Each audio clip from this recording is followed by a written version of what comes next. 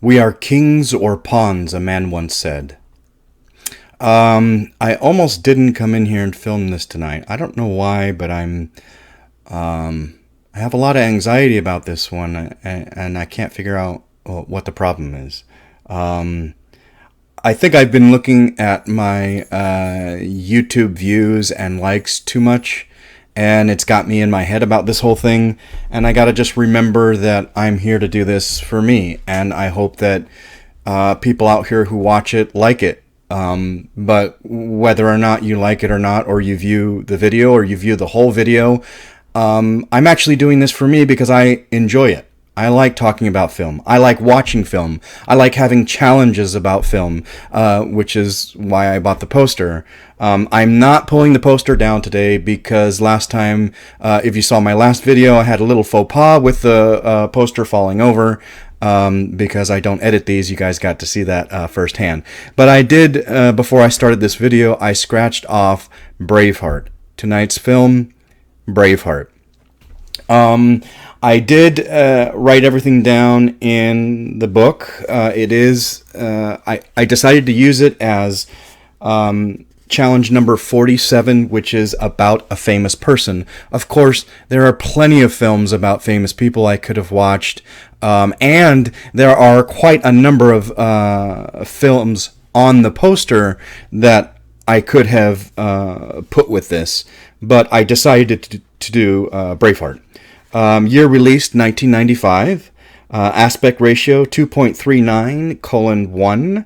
Running time 2 hours and 58 minutes. I didn't realize it was almost 3 hours. I knew it was long, but I was thinking probably like 2.5 hours. But three hours. It's up there.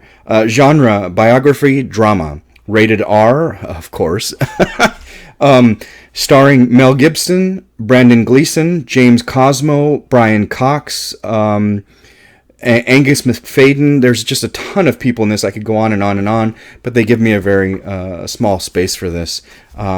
Actually, I forgot to write down. It says date challenge completed. I actually watched the movie last night. So 6/13/2023. What was my rating? 5 out of 5 stars. Let's see here. Directed by Mel Gibson. I have stuff to say about that later. Produced by Mel Gibson, Alan Ladd Jr., Bruce Davey. Written by Randall Wallace. I wonder if Randall Wallace is related in any way to the person. I wonder if he's any way related to the main character, William Wallace. A distant relative. Anyway, music by James Horner. Love a lot of James Horner music. He does a great job, especially with this one. More to say about that later. Academy Awards. There are 5, it says awards received. Now, here's the trick. It doesn't actually say Academy Awards or Golden Globe Awards or anything like that. It just says awards received. I could go on and on and on. There's a whole list on IMDb of the awards received, but I just wrote down the 5 Academy Awards that it won.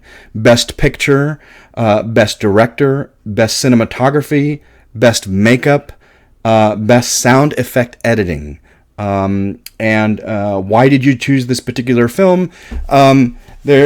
There are multiple reasons why, one of which it's on the poster. I love this film. I think it's fantastic. I think it's timeless.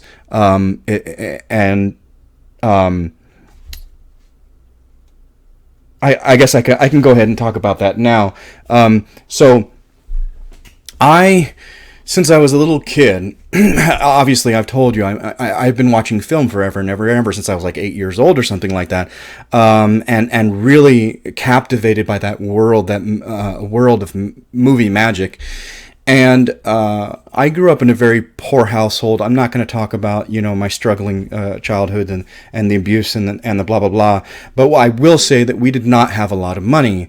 Going out to the movies was a treat. And years later, I was 1995, so I was 13 or 14 when this movie came out.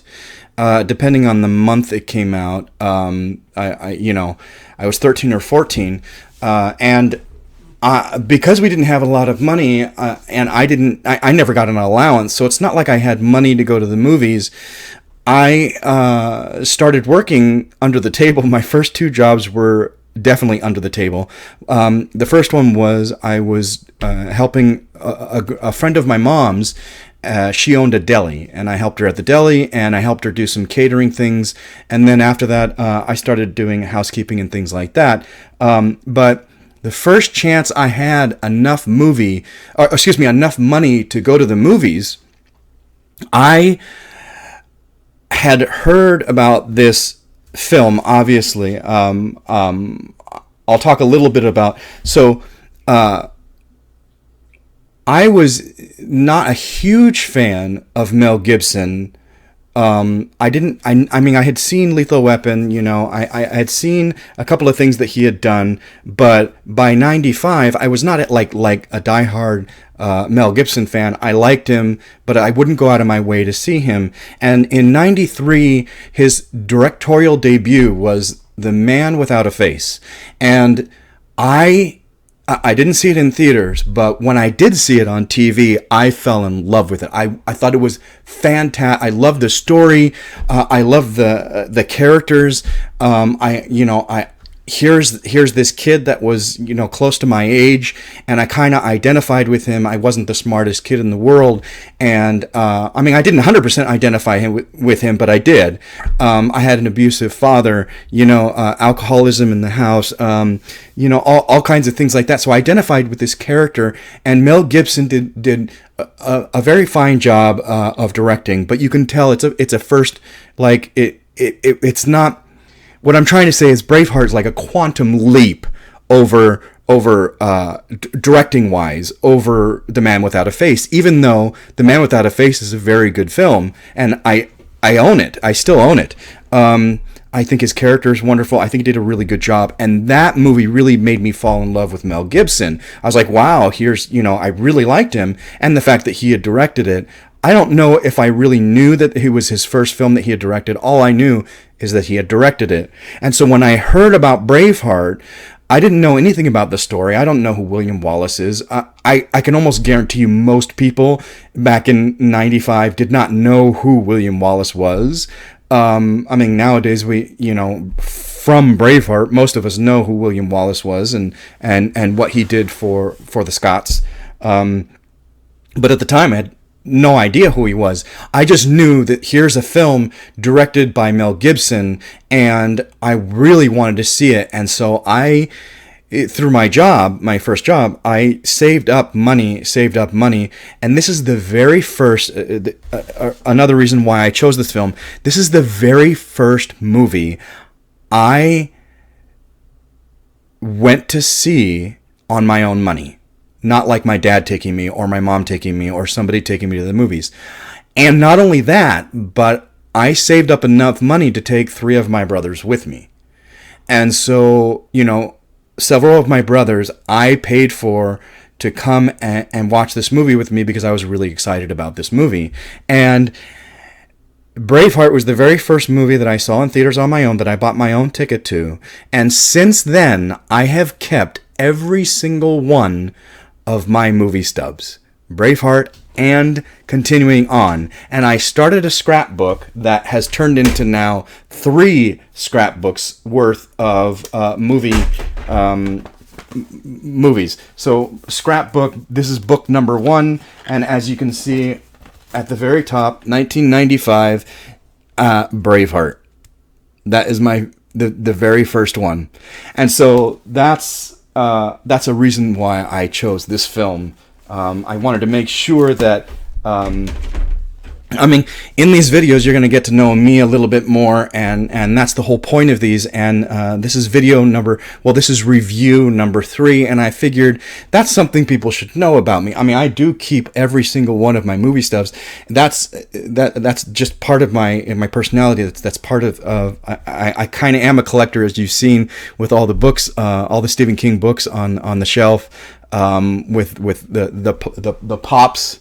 on the shelf and things like that. I am a collector of things, and one of the things I collect is my movie stubs. And I distinctly remember this is the first one I paid on, I took myself to and took my my brothers to, several of my brothers to. Have I seen this movie before? Obviously, yes. I've seen this many times over the years. Would you recommend it? Yes, I would recommend it, but unlike Shawshank Redemption. Okay, so Shawshank Redemption, even though it was rated, was it rated R? Oh, goodness, now I don't even remember. Oh, I know. Yes, it was rated R. So even though The Shawshank Redemption was rated R, I still would recommend it, like I said in my video, to just about anybody, because there's nothing in it that I believe is too bad. I'm kind of off topic. I bought Quentin Tarantino's book, Cinema Speculation, and in that book, there's this wonderful thing that his mom says. I don't even know where my phone is. Oh my goodness. Okay, hold on one second. I gotta find my phone.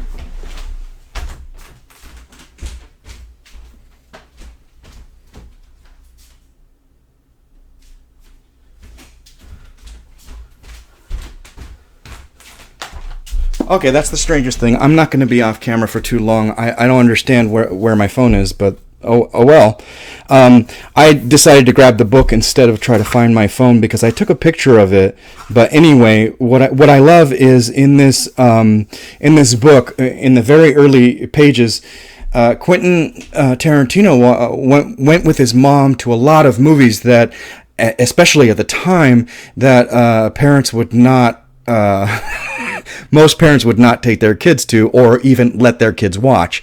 And I believe I told you before in an earlier video that I was watching horror movies when I was, 5, 6 years old. I was watching the Elm Street movies, and my mom made a point to tell me this is not real. This is make-believe. They make these are stories like in a book.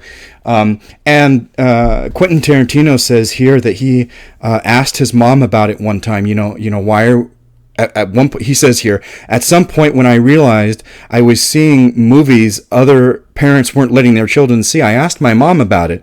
She said, Quentin, I worry more about you watching the news. A movie's not going to hurt you. So I love that he said that, because my mom almost said a similar thing. So that's why I would say The Shawshank Redemption I would definitely recommend to just about anybody, because there's nothing in there that's going to hurt anybody. Braveheart is a little different. It's very graphic. So while I don't think there was a huge controversy, and I really remember this when the movie came out, there was a huge controversy about how much blood is in this movie and how graphic it is. Why did you have to make it like that? But watching it nowadays, I really realize, it's not excessive.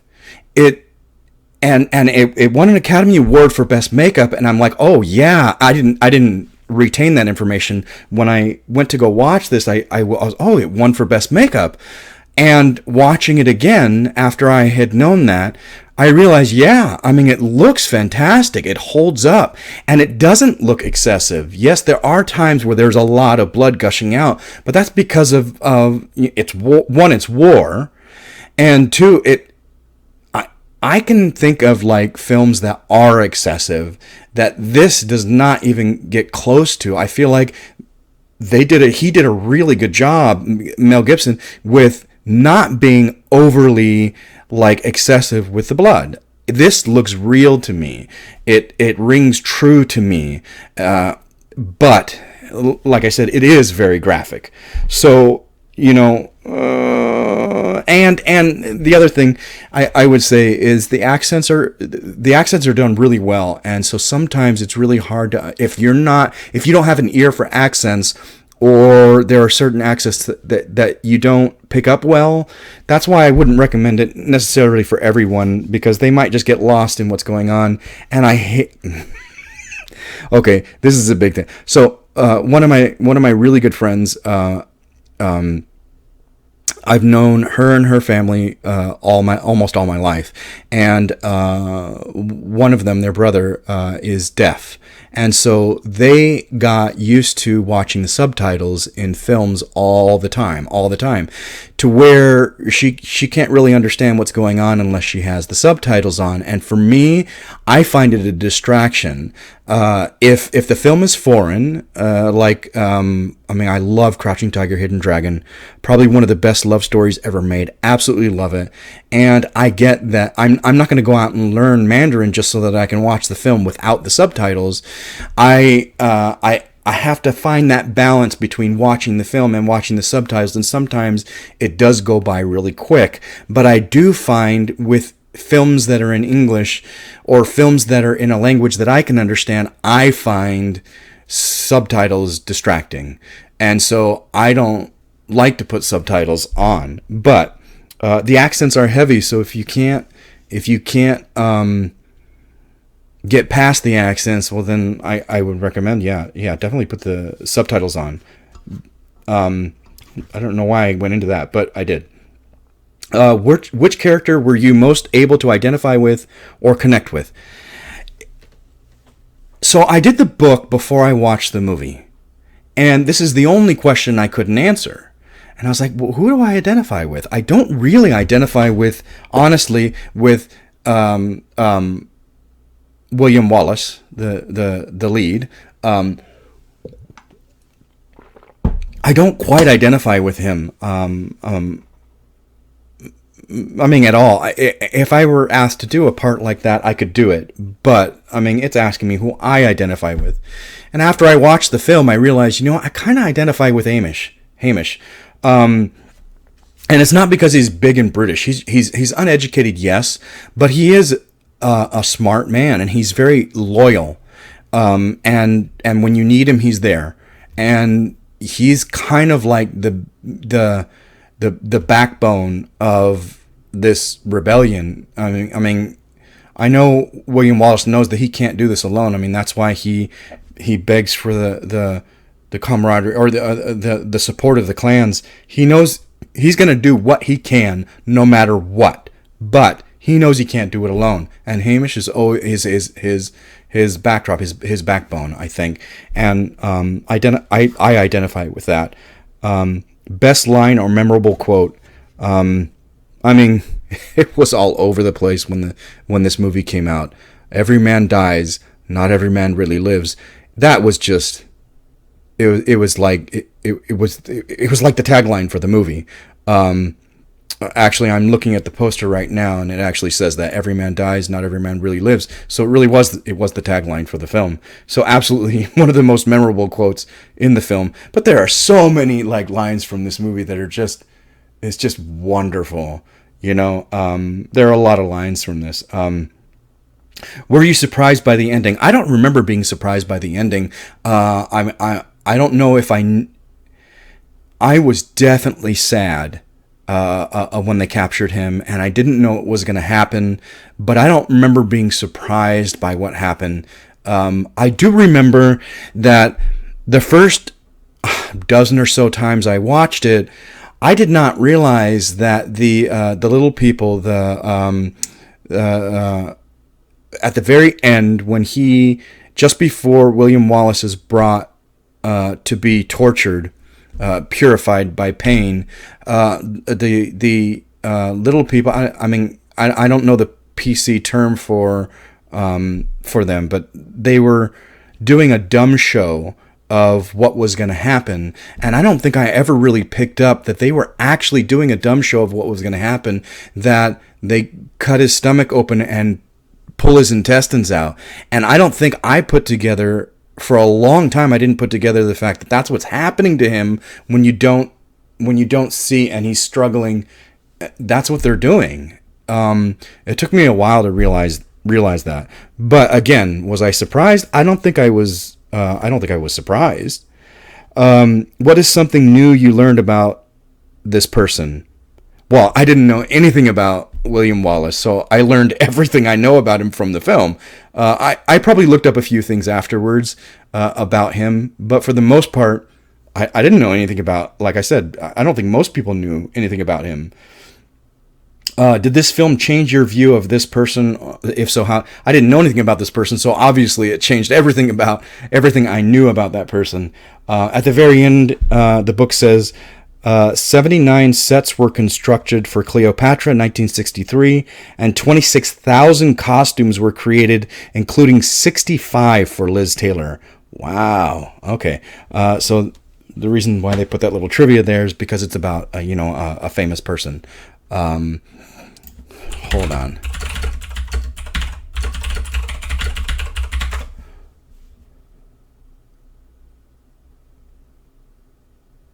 Okay. It was bugging me a little bit that I didn't know the PC term for little people, a little person. But Google is saying that dwarf, little person are acceptable terms. I'm sorry. I don't mean to offend anybody. I just didn't. I don't know any personally, and wasn't sure what the proper, how I should refer to them. Anyway, let's not get hung up on that. So, my notes. I did write a lot of notes. Hopefully this is not going to be the longest video in the world. I know the movie is really long, so I'll try to spare you from that. I think a lot of my notes are quick. Will go quick because there are just little things I wanted to talk about in these, and probably shouldn't go off too hard of a subject. I did say before, the music. The music is great.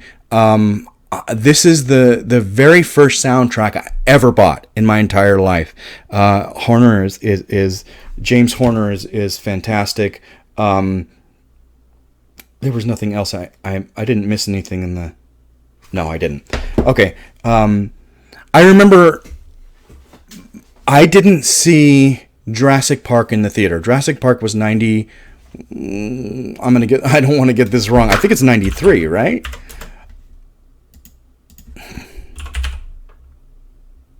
Yes, 93. I didn't see Jurassic Park in the theater, but I did see it before I saw this, and I loved the soundtrack. Absolutely loved the soundtrack, but I didn't buy it. Like I said, it's not like I had an allowance where I could go buy things for myself. I started working, and what I was working, one of the first things I wanted to do was go see this movie. And so most of my money went towards that. And literally like the next day, I went out and bought the soundtrack to this. And it wasn't until maybe months later, the second soundtrack I ever bought was Jurassic Park. But this soundtrack is just, it's amazing. I can sit and listen to it all day long. It's just the bagpipes. I know not everybody's a fan of bagpipes, but it hits me. It's just wonderful. I talked a little bit on the last video, Shawshank Redemption, about narrating, and McFadden does a great job narrating this and keeping you connected to the story instead of taking you outside of the story, because he is a character in the story. He's able to keep you connected, and he does a really, really good job narrating. I already talked about the fact that this is Gibson's second directing, and it's like a quantum leap over The Man Without a Face. And the little things I want to bring up is, especially in the beginning, when the little boy, little William Wallace, when he's a boy, his dad and his brother go off to war, and he's taking care of the farm. And I'm getting distracted by stupid previews on IMDb. So he's stuck taking care of the farm, and you see him there. He's there for a couple of days, and when he finally sees somebody over the horizon, he thinks Dad's coming, and he goes to go. Go say hi to Dad. But when he realizes that it's not Dad, he knows, and you can tell by his demeanor. The actor's pretty good, and I'm sure that Mel Gibson worked on this. That he turns away. He turns away from the people who are coming over the hill. He turns away, and you see his face. And then the people are coming over the hill behind, and you can see it in his face that he knows what the news is, and he's trying to make it not so, maybe trying to not hear it, not know about it. And when he finally calls William, and he looks up, and he knows he has to turn and he knows he has to face it, and he does. That is like, just from a directorial standpoint, that is like a quantum leap over anything he did in The Man Without a Face. I'm not saying The Man Without a Face wasn't great. It really was really good. He did a really good job, but the style and the patience he took with Braveheart is phenomenal. I mean, it really is. I keep saying that. It's a quantum leap over his first directing. That little piece, and there was another little piece. What was knowing the news? Okay. Oh, the other part in the beginning, the other part that really stands out to me as a great piece of directing is when young William is looking at his dad's body, and he's still working out the fact dad's dead, and you see his hand come up and touch the body, and then he's shocked that he touched the body. He doesn't even know that's happening. And for a director to really think about that and really put that in place, I'm telling you, he deserved Best Director for this. I don't know what else was nominated that year. I can look because I have my list. If you guys watch the other videos, you know I have a list of the top 10. I can look at 95 and see what else was nominated that year, but he did such a great job. Just the comparison between his first directing and this is like amazing. It's completely I mean, his growth was amazing. Directing Babe, is that the one with the pig? I kind of remember that. Dead Man Walking, I saw that a couple of years ago, never saw it before. Tim Robbins did a really good job, but Braveheart, man. Leaving Las Vegas, never saw that. And The Postman, what is that? Oh, is that the Postman? Is that the one with Kevin Costner? I don't know. But yeah, Braveheart's just, how can you not give it to Braveheart? Over the few that I know there. Yeah. Brendan Gleeson. I love Brendan Gleeson in this film. He is amazing. This is when I first noticed him, and from then on I paid attention. So when I found out he was going to be in the Harry Potter movies, I flipped my shit. Because I loved him already, and I'd seen so much he had already done, and I paid attention to him. The first movie I paid to go see in the theater, and, Brendan Gleeson, I've been paying attention to him since 95, and he's fantastic. What I find a little frustrating is Brendan Gleeson is a huge star now. He's done a lot of stuff, including I loved the Banshees of Inisherin. Fantastic. Just this last year, wonderful, hilarious, great offbeat comedy. So he is a big star now, and the character Hamish is a very important character that's throughout the entire freaking film. The character, young and old, not just Brendan Gleeson. So I'm shocked. I was shocked when I went on the IMDb page and he's nowhere to be found. Why is he not in the top cast? Mel Gibson, Sophie Marceau, I'm pronouncing that horribly wrong. I'm so sorry. Patrick McGoogan, Angus McFadden, everybody's here. Everybody's here. No Brendan Gleeson. You have to go into view all cast. Why? I mean, that's a major fail on IMDb. I'm sorry. That is a major fail on IMDb. Brendan Gleeson should be at one of the top people. He should be over Angus McFadden. He should be over Patrick McGoogan. I'm sorry. He's a huge star right now, and he's like the second or third most important person in the damn film. Why isn't he on? Anyway, major fail on their part. I think he's amazing in this film. I love the introduction in the beginning to I love the introduction in the beginning to the two characters that are not Mel Gibson and Brendan Gleeson, the boys. They're dichotomy and how they play together very roughly, which is very different from me growing up. I never would have punched somebody in the face like that. It's funny to see them, but it's nice to see that. And then right after, like a couple of scenes later, you have the Rock. When Mel Gibson as William Wallace comes back and we train with stones, that's such a great part to like really set up these two characters that you're going to be with the entire film. It's a great setup for that. I mean, that's great for the writer, the director. They both did a great job in taking care of we know who these two people are and what they mean to each other by those two scenes, and then, onward. James Cosmo. I love James Cosmo. He plays... I bring this up for a reason. I like him in this film. He's been in a lot of other films. I bring him up for a reason because he plays Hamish's dad. I think he's great in this film. I think, and this may have been the first thing I saw him in or recognized him in.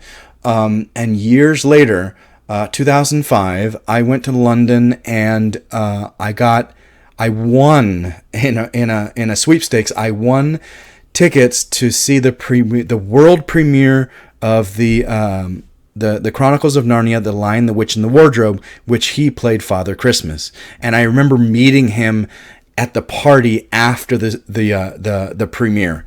I met a lot of the actors and actresses from that film when I went there. It was amazing. I could have used that, in the book later on, but it's not on the poster. So I was trying to make as many, things line up as possible. Anyway, I bring that up because he was a really nice guy. He had these massive hands, like my hand. I mean, if I take my hand to like when Planet Hollywood was around, if I take my hand and put it in Arnold Schwarzenegger's hand, it almost perfectly fits. But if I try to put my hand in like Sylvester Stallone's, it like swims in it. And that's what like shaking James Cosmo's hand was like. My hand was swimming in his hand. Huge hand. Anyway, very, very, very sweet guy. And I was going to promise I'm trying to keep some of these short. The wedding scene in the beginning. So not William Wallace's wedding scene. The first wedding scene where the noble comes to claim his right. What I love about this scene, I don't care what's going on around me. I don't care if I'm not paying attention because I'm at work and just listening to it. I have to stop and watch this because it's so beautifully done, where they take the dialogue away. They take the dialogue away, and it's just James Horner's music and the slow movement of her touching the shoulder of the shoulders of the soldiers and like trying to calm them down. And the fact that she touches the blade and moves the blade like she's not afraid of the blade. It's so beautiful. Like, wow. Again, Mel Gibson, quantum leap in directing. I just love that scene is so beautiful. So this is I'm gonna get on my soapbox for a second here.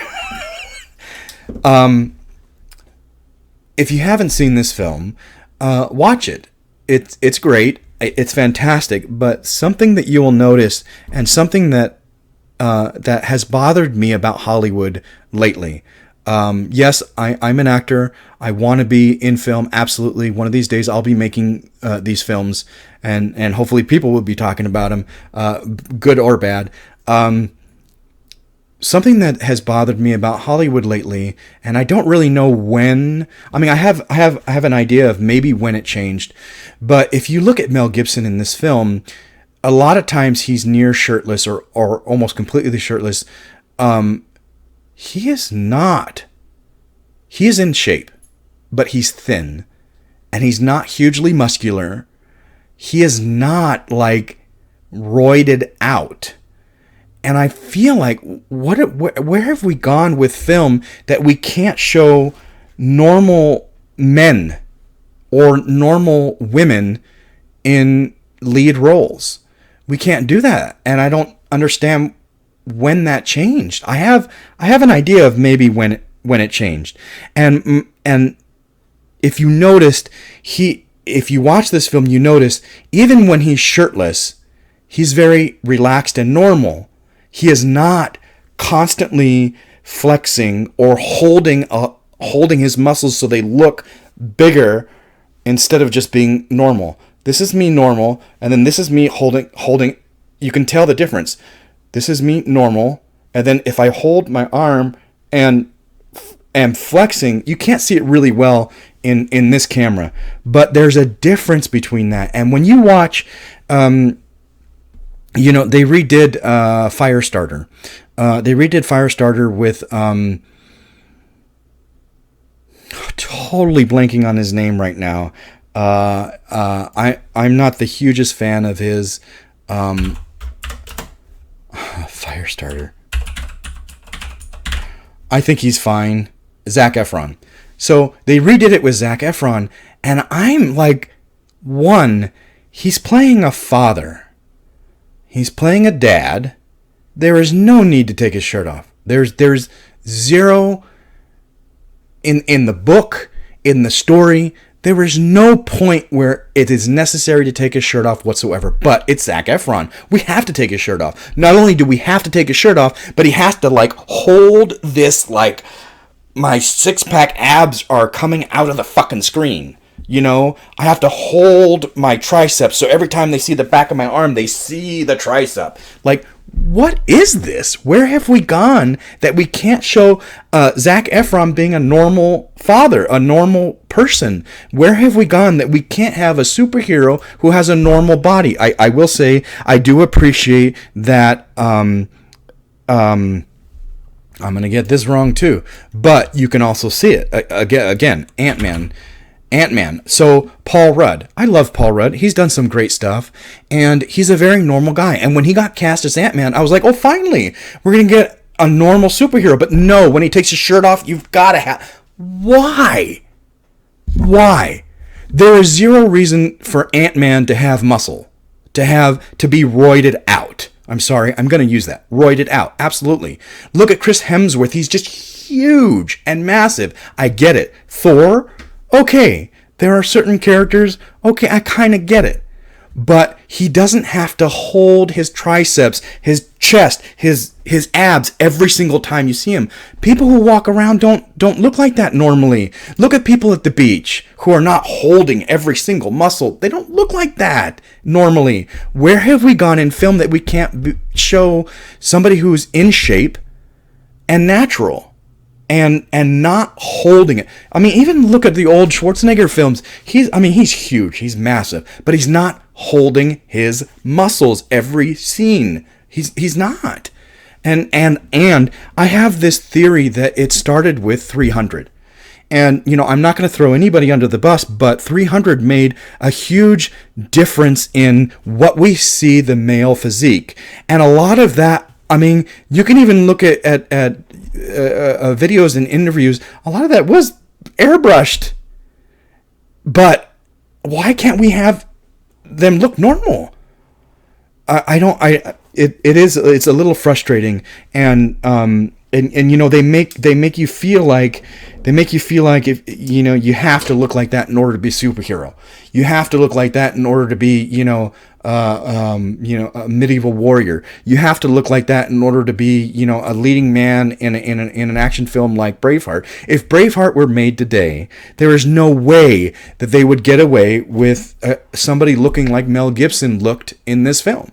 He would have to be some muscular, almost roided out, and constantly holding his abs and constantly holding his triceps and his chest and flexing. It's why can't we get back to showing what's normal, what's real? Some guys are big, absolutely, but they don't go around holding their muscles every time you see them.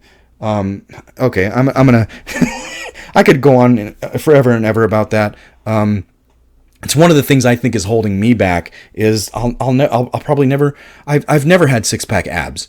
And will I ever? I don't know. I don't have the body type to have a six pack ab. I don't know. Maybe if I starve myself, but I'm not about to starve myself, for Hollywood to accept me as, someone who's in film. I mean, I think there are a lot of reasons why that's not happening. But back to Braveheart. When Murren gets knocked off, so this is still in the beginning. So after William Wallace and Murren actually they get married, in secret, and the soldiers are like about to rape her, and then he comes and saves her and puts her on the horse and she goes off. I love that part where they knock her off. She does such a great job. It looks real. I felt like it looked real. It didn't look fake. And they show her when she falls and she does such a great job that I'm like, oh my God, she got hit with the blood. And so they did a really good job. I love the way she did that part. She did a great job.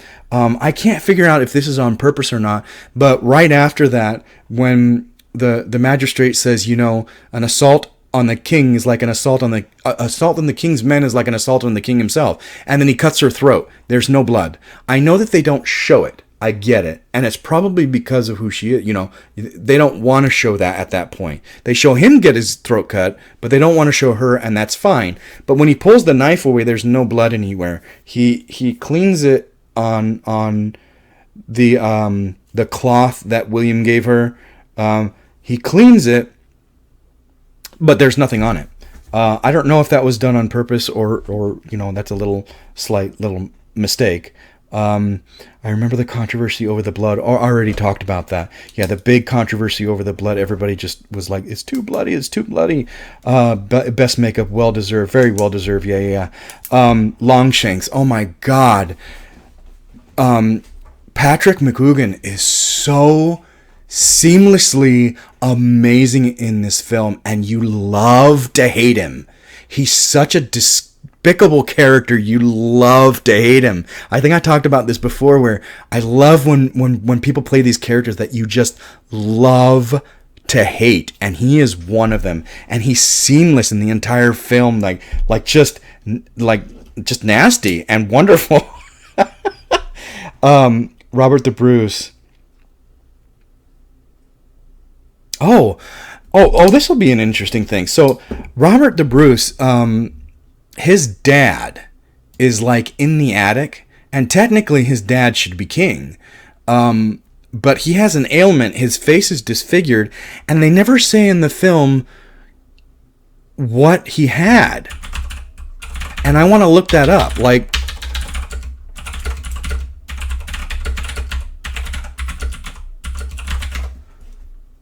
Leprosy. Okay, I thought maybe that could have been it, but it could have been just about anything.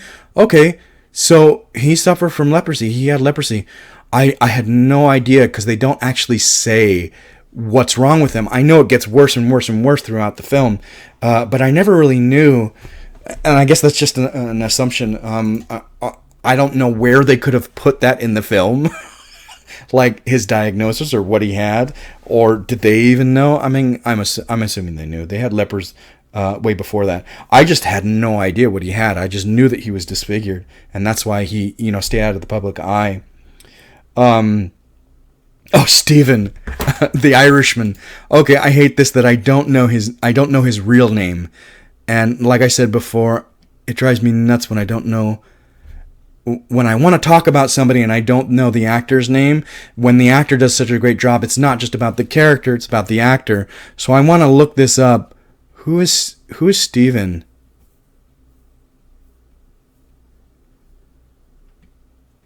Please tell me he's here. Steven, David O'Hara. He's so damn good. He is like, is that him? Yeah, I think that's him. He's so good in this film. He is a hoot from like the second he shows up. He is a hoot.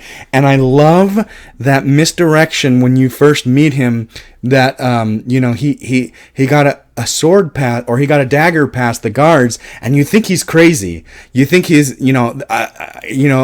Ireland is my island, my island.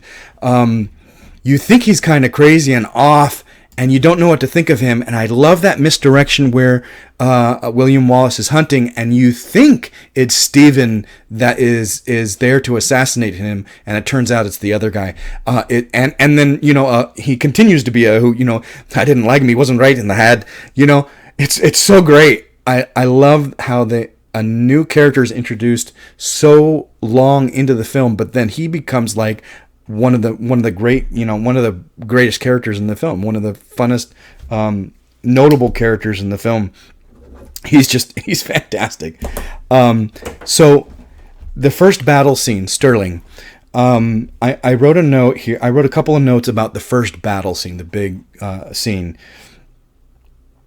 Oh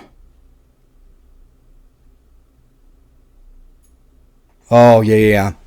So what I love about the first battle scene, is when you get there, obviously William Wallace is not there yet, and you feel like it's hopeless. You see all the English soldiers showing up, and the way Mel Gibson did this is brilliant. The heavy sound, the bass of those thousands of soldiers showing up and just being like. And then you see the Scottish army, like there may be a couple of hundred there, and you're just like, like it's absolutely hopeless. There's no way this is going to be. There's no way, and it's great because it makes you feel that way. And then they decide, we're not doing this. We're not going to fight for them. There's no fighting. We're going to die. And the second William Wallace and his men ride up, the tone changes, and all of a sudden he's got that feeling behind them instead of the English army. He's got that bass and that great, like, everybody's coming, and the energy and the music. It's not just him; it's the music as well. And then the speech is great. One of the earliest great motivational speeches that I remember.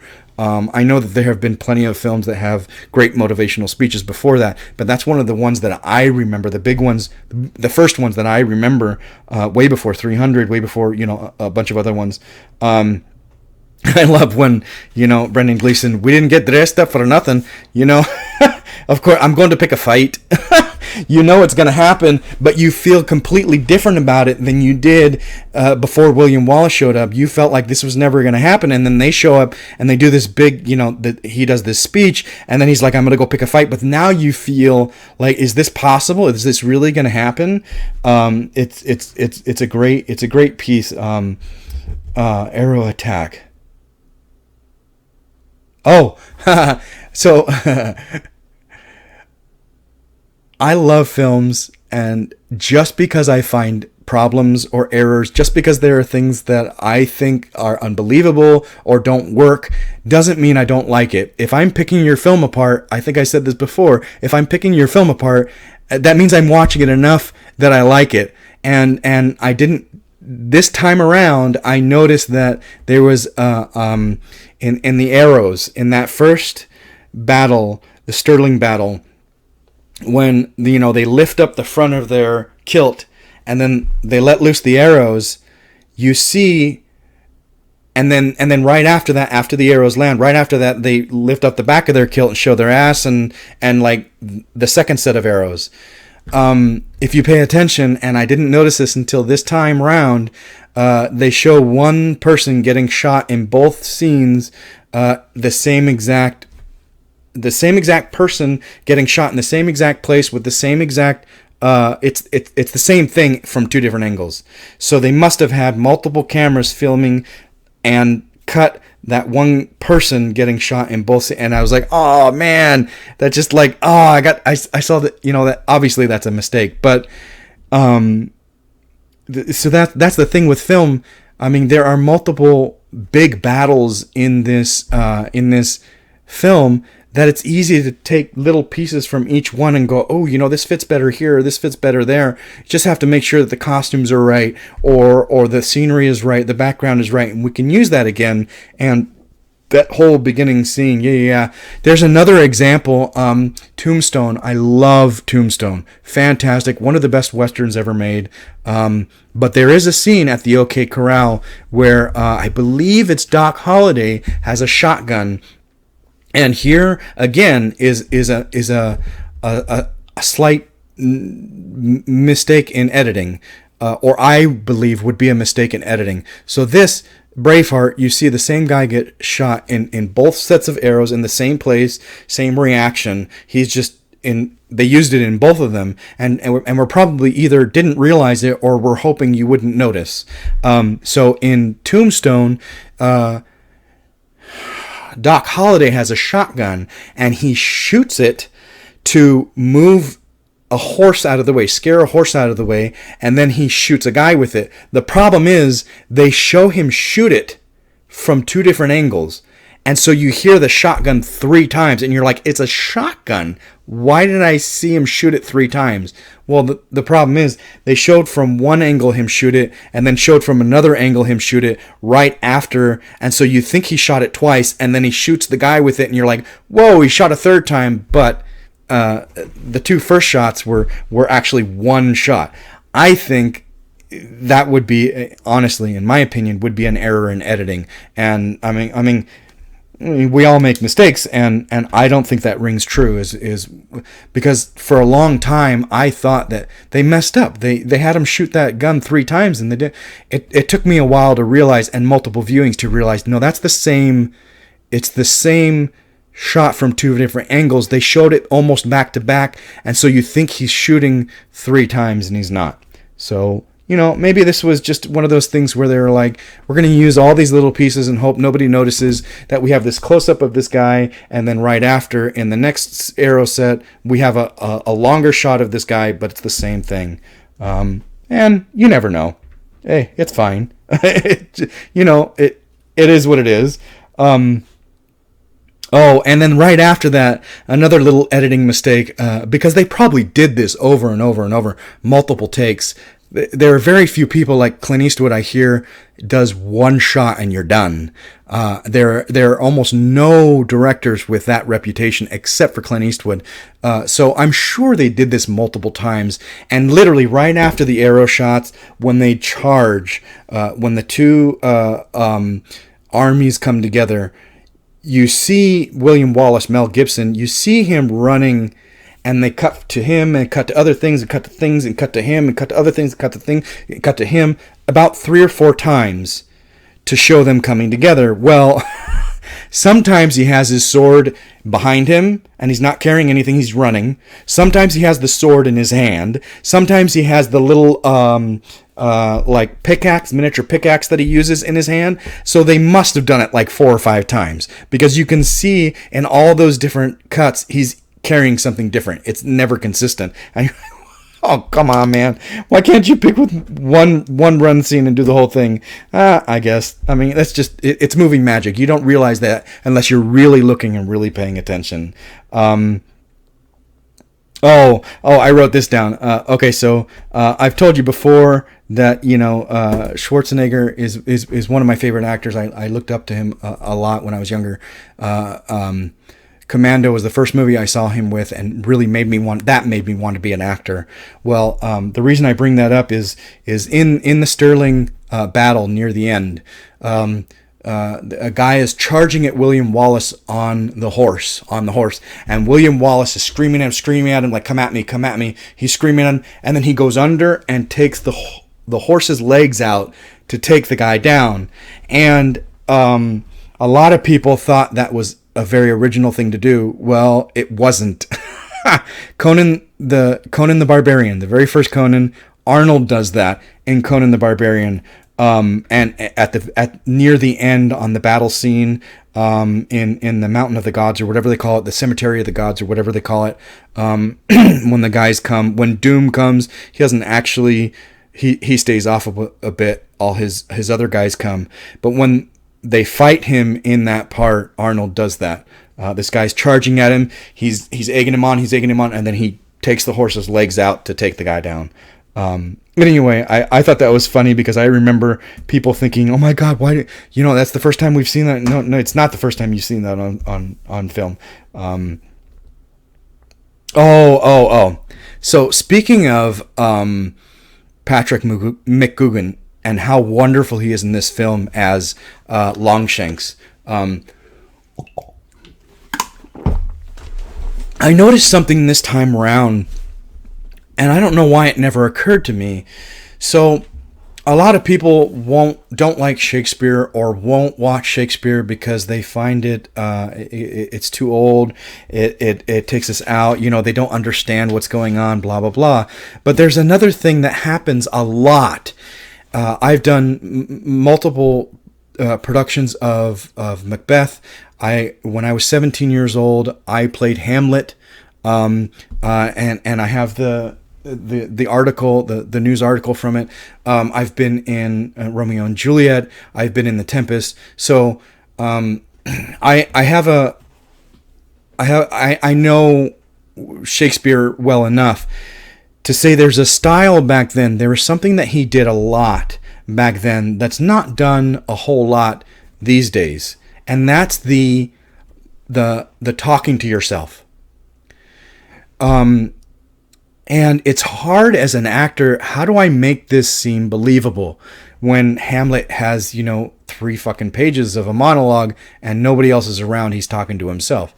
How do I make this believable? How do I put the emotion in there and not just go through the lines? I hate to take apart other actors, and I'm not going to do it. I have not seen the film version of Hamlet that I liked. I used to like Branagh's version, but after I played it myself, I realized there's a lot of times where I don't think he knows what he's talking about. It doesn't seem to me like he knows what this speech is about to me. And that's hard for me to accept because Branagh was always like, oh my God, he's the man, especially when it comes to Shakespeare. But there are times where I don't, in Hamlet, where I don't believe. Anyway, that's not what I want to talk about. What I want to say is, it is challenging to do a monologue when no one is there and you're talking to yourself. How do you make that work? How do you make that believable? And that doesn't happen a lot anymore. It doesn't happen a lot in film either. I mean, how many times do you notice yourself at home if you're alone talking to yourself? So you gotta have to. What do you draw from? Do I sit at home and talk to myself? I talk to my dog, but do I talk to myself? And I don't just tell him, good boy, stop, stay. I mean, actually, sometimes I talk to my dog. I live alone, so sometimes I'll make jokes and blah blah blah, whatever with him. But I hardly ever talk to myself, just to me, just to think. And Patrick McGoogan, Longshanks, does such a fantastic job when he kills his son's lover.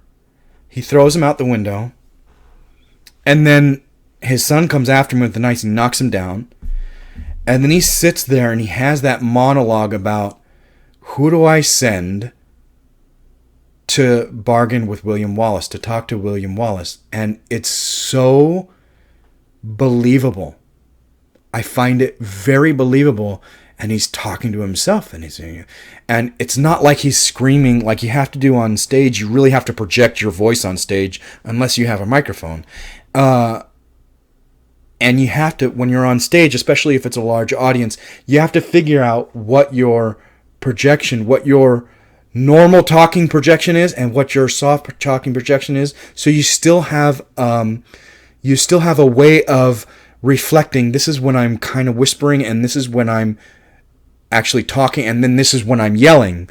A stage actor really has to know how to use their voice in that way so that you can still have those levels of inflection and levels of speech. Unlike film, where you can actually talk really, really low and they'll pick it up with the microphone or, afterwards ADR.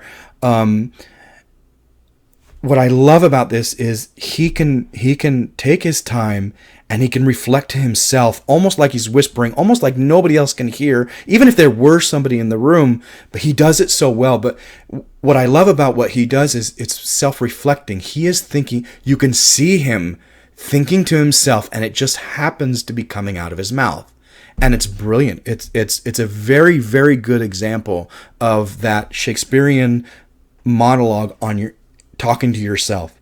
He does such a great job. I don't know if he's ever done Shakespeare. I don't know much about Patrick McGoogan, but I could imagine he would be very good at those types of scenes, especially in Shakespeare.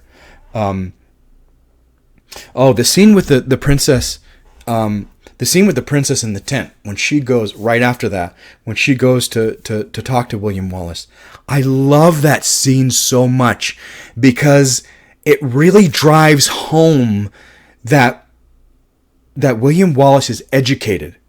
He is a very smart man, and he's not doing this because he wants to do this. He said before he wants peace. He wants to raise a family. That's what he really wants. But he's doing what's necessary for the freedom of his people. It's like if you've seen the fourth Die Hard film, Live Free or Die Hard. There's a part where, John and the kid, Justin, played by Justin Long, are in the car, and he's like, why are you doing this? Because there's nobody else to do it. And he says, that's what makes you that man. And I feel that sentiment with William Wallace. He kind of got roped into he didn't want to do this. He didn't want war. He didn't want to fight the English. He was perfectly content to live at home and live under English rule, but things went so wrong, and they goaded him, and they pressured him into this, and there's nobody else to do it, and we should be fighting for our rights, and there's nobody else to do it. So I feel like that, but this scene also gets you to realize that he's very educated, he's very smart, he's not a brute, he's not mindless, and that connection between him and the princess is so well done, and so that whole scene is just it's so beautiful and so well done, and you start to look at him a different way. I mean, he's been in these battles, and he's winning these battles, and he's getting everybody revved up, but he's more or less 300 Leonidas. But in this scene, you get to realize that you knew he was educated before, but he understands, and he tries to get through to her that you need to look at the people you're following and look at your country. There's a huge shift in that scene. The way I feel, I don't know about you, but there's a huge shift in the way I feel about William Wallace in that scene. It's not just that he's smart and educated. It's that now I have a completely different respect for him. I think it's great. The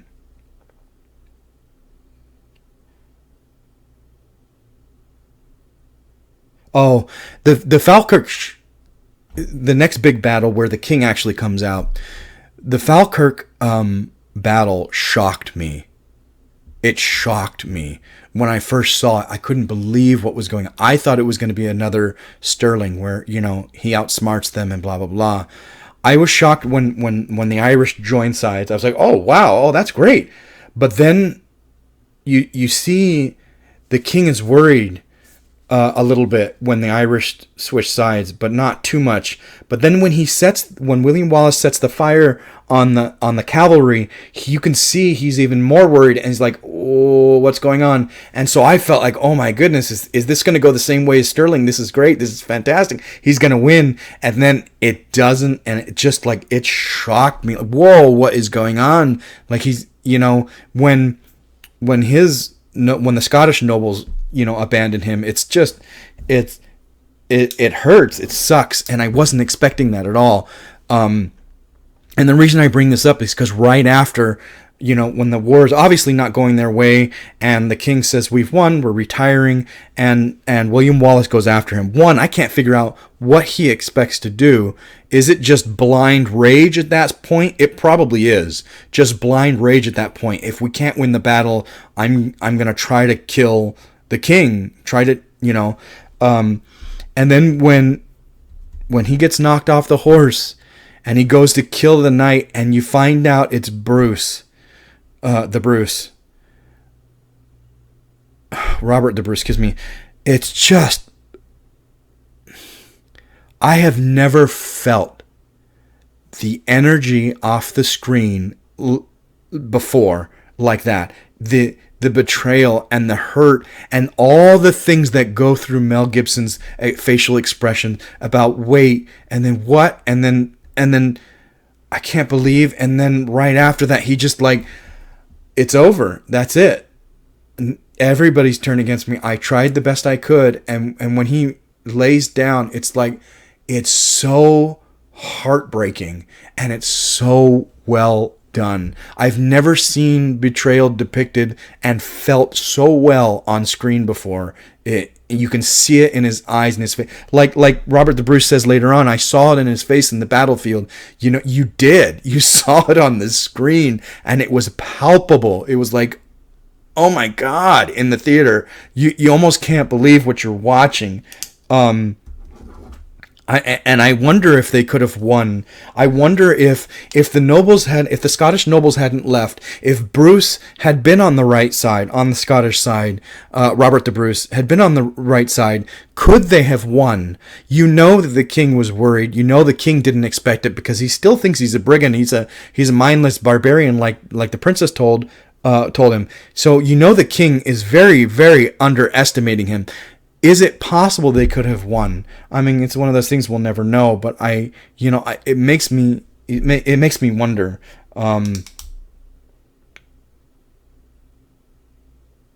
The music during that part, the betrayal, is equally as wonderful as what's going on the screen.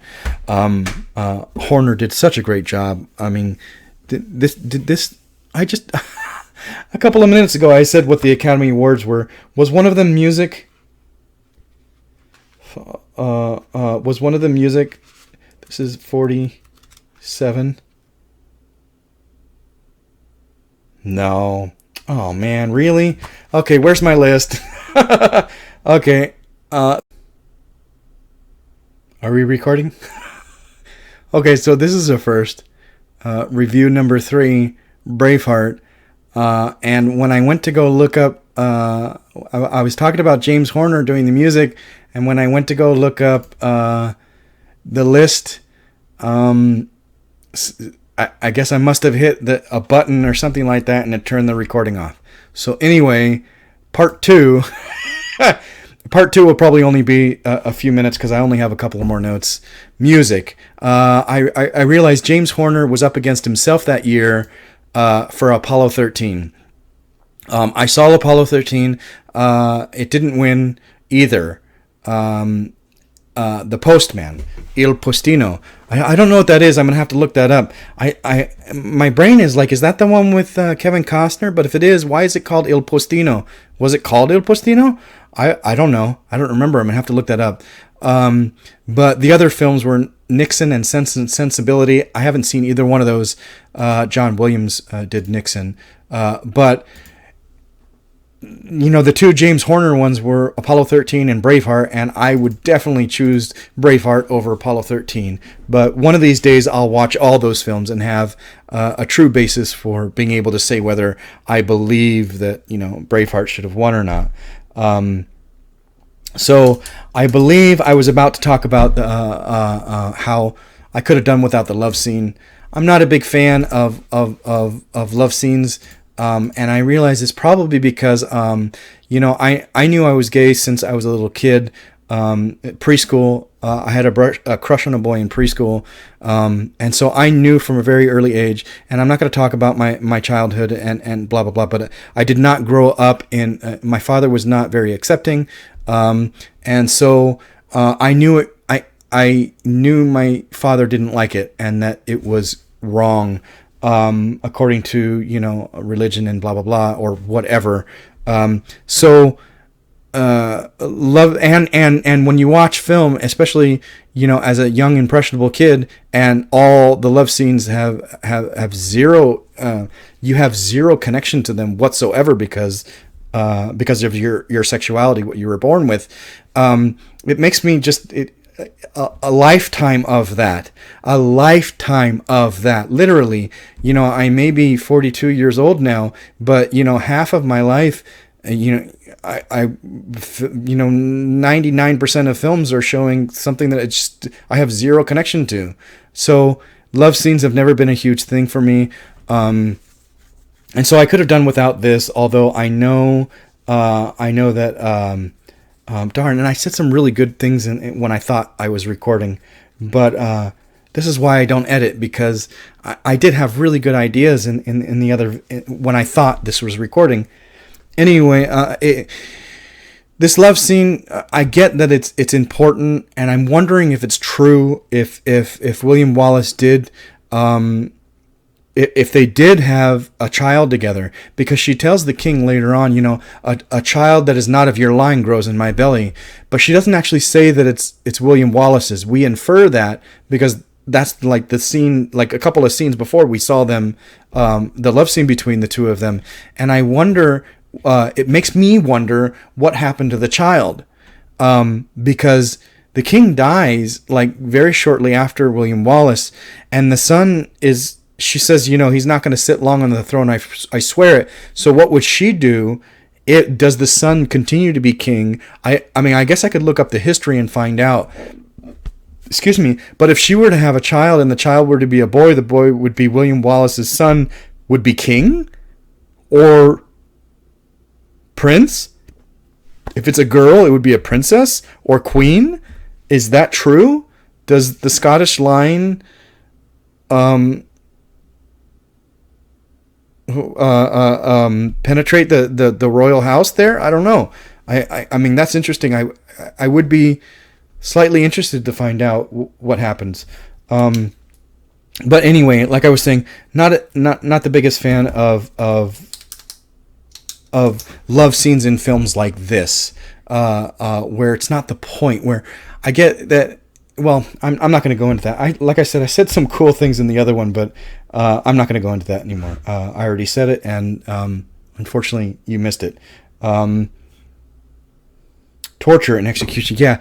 So right after that, when William Wallace is being purified by pain, being tortured, I'm shocked to see the kids on the stage. They are literally like sitting on the stage. When I said before about the little people doing the dumb show, like to represent what's going to happen to William Wallace, there are kids sitting on the stage watching. It's not just the boy on the father's shoulders, which we remember later when William Wallace comes out. I mean, that's very clear. They show him, but there are kids literally sitting on the stage, and it's just a little shock to me to be like, wow, I can't believe that people would take their children to that. But then, well, this goes into my second note, is how the lies about William Wallace that are told to the English people really feed their hate. And like, that makes no sense. He is literally just fighting for his people, for freedom, from oppression, from English rule, and what they did to his wife, and what they've done to his people and to his father and, his brother and all this stuff. And what's shocking is the lies that the English must have told them to make all those people hate him so much is timeless.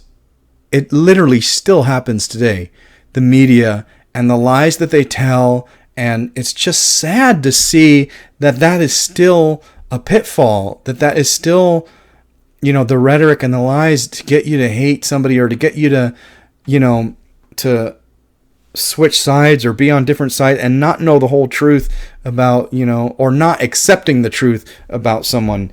It's part of what, the fact that the story is true, the fact that this still deals with, 1600s, is it 1600s?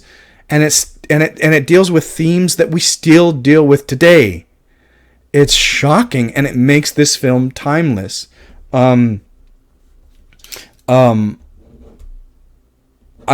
love, and on that subject, on the subject of being timeless, I think that this movie still holds up today. Absolutely still holds up today.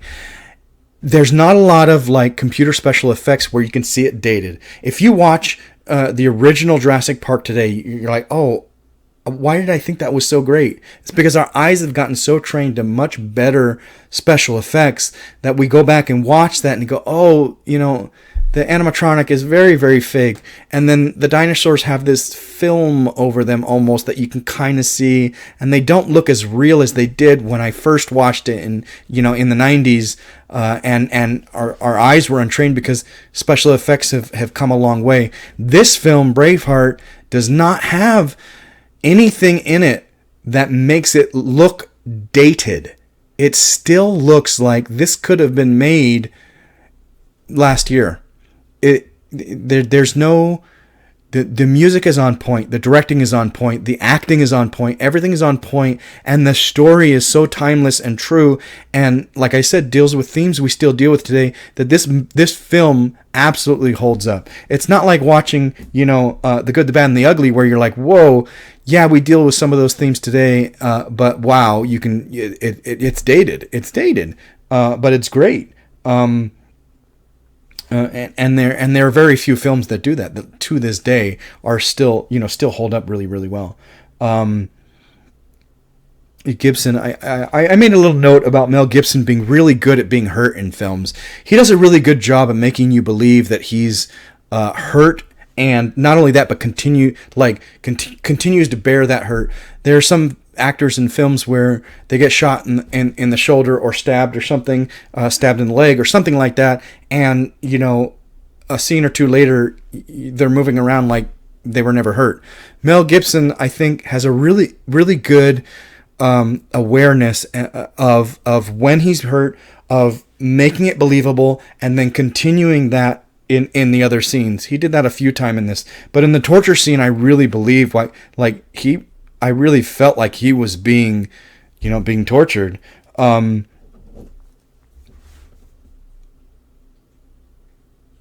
it's really hard. It's really emotional and really hard to see his friends in the audience, Hamish and Stephen in the audience. And they want him to say mercy. And, the whole crowd, yeah, you get that the whole crowd kind of turns because they hated him at first, but now that he's being tortured, literally his guts are being taken out of his body. You don't see that, but that's that's happening.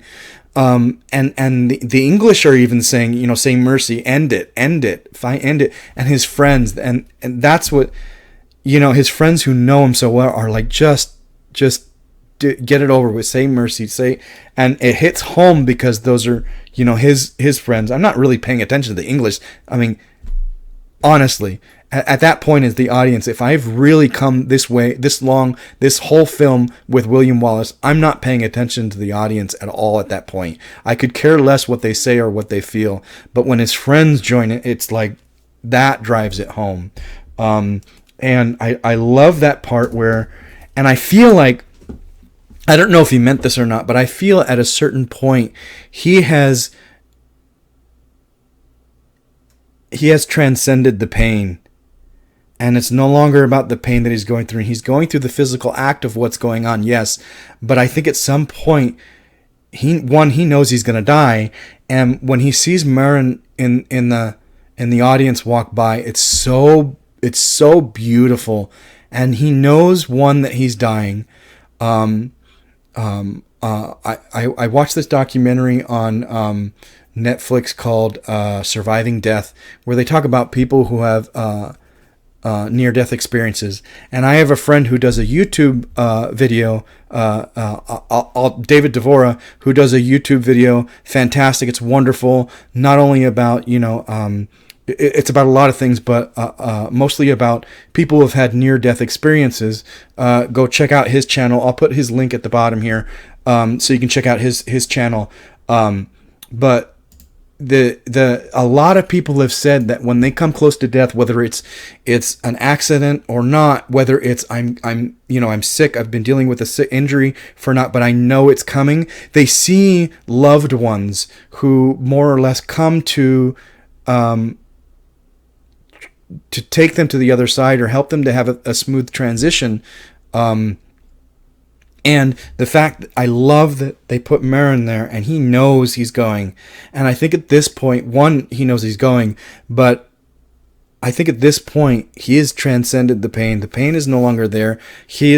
Part of him is already moving on, and it's so great to see. But that when they say the prisoner wishes to say a word, and then he musters all the strength that he can, and like I said, I feel at that point the pain, he's transcended the pain, and the last thing he says is freedom, and that always brings tears to my eyes. There's so much passion in how he says it. There's so much passion in the music and the whole story that have come to this point, and it's such a emotional part. It's so well done. Mel Gibson did such a great job. Again, this goes back to like quantum leap, second directing, and second directing, and to win a Best Director Academy Award. Like yes, it deserves it. I think it absolutely deserves it, even though I haven't seen everything on the list. I haven't. What was up for Best Director? I can still say Babe, Dead Man Walking. I said this before. Leaving Las Vegas and Postman. I still think that, God, wow. I mean, this is such a beautiful film, and for this to be your second film that you directed, and I think that Mel Gibson's only directed a handful. I mean, we think of Mel Gibson as a director, but honestly, he's only done a few.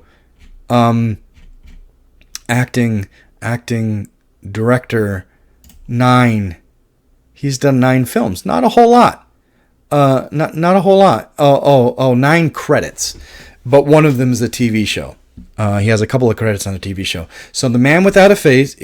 So the things he did before that were unauthorized videos, a video diary of Lethal Weapon 3. So honestly, he's done less than 9.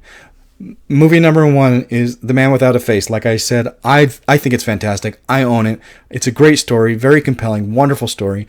Braveheart is his second, and you're like, holy crap, such a fantastic job. And he wins the Academy Awards. Like, whoa. The third one is The Passion of the Christ. Who doesn't remember that? Whether you actually watched it or didn't, it was a huge controversial film, and everybody knows that he directed that. So that's number 3. Apocalypto was number 4, and Hacksaw Ridge is number 5. So technically, he's only directed 5 feature films. This says he has some stuff coming up, which is interesting. Lethal Weapon 5 he's going to direct. Why are you doing another Lethal Weapon? The Passion of the Christ Resurrection? Are they really doing Please don't tell me they're doing a sequel to The Passion of the Christ. Okay. I'm not going to get into that. But 5 films. He's directed 5 films, and for Braveheart to be one of them, it's just like, wow. I mean, maybe he doesn't go around saying that he's a director, he's an actor, but boy, you can direct. I mean, you did a fantastic job. And regardless of what you think about The Passion of the Christ, where your religion lies, The Passion of the Christ is a very, very well done film. He did a very good job. Anyway, I guess that's about it. I have no more notes, and I hate that this video got chopped up into 2, but somehow the last one kind of got stopped when I went and looked for the list. So anyway, let me know what you think of Braveheart if you want, if you found some interesting storylines. If you know what happened to the child, was it really William Wallace's child? I don't know. If you have some interesting stories or anything like that, feel free to message me and let me know. Okay, well, I guess I'll see you next time. I think I'm going to do another one pretty soon because I just bought Durf